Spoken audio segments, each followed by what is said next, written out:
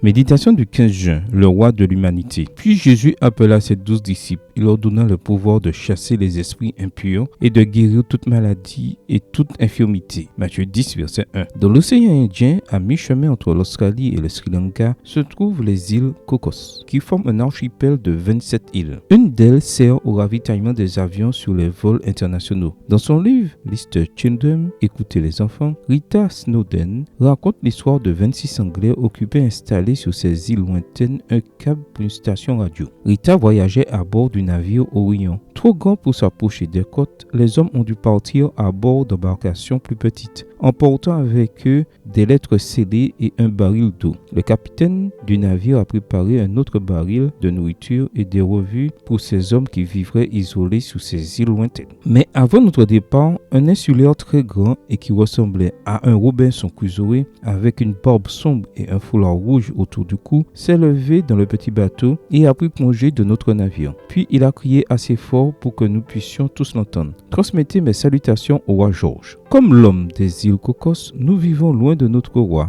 et devons lui envoyer chaque jour notre amour et notre souvenir. Notre roi attend de nous que nous le servions aussi fidèlement que ses 12 disciples et il veut aussi que nous parlions aux hôtes du royaume des cieux. L'évangile de Matthieu nous propose quelques méthodes pour annoncer la bonne nouvelle du royaume céleste. Le message principal de cet évangile est que Jésus est roi et qu'il établira bientôt son royaume. Le mot royaume est utilisé 52 fois, le mot règne 3 fois et l'expression royaume des cieux 32 fois. Matthieu présente 20 paraboles qui nous aident à mieux comprendre le royaume et qui nous montrent comment aider ceux qui nous entourent à devenir ses sujets. De quelle manière peux-tu parler aux hôtes du royaume des cieux? En suivant l'exemple de Jésus et de ses disciples qui ont donné leur vie pour la proclamation du message et qui ont transformé le cœur de toute une génération par la puissance de l'Esprit. Tu peux le faire toi aussi en proclamant « Reportez-vous car le royaume des cieux est proche ». Matthieu 4, verset 17. Amen. Bonne journée à toi et que le Seigneur te bénisse.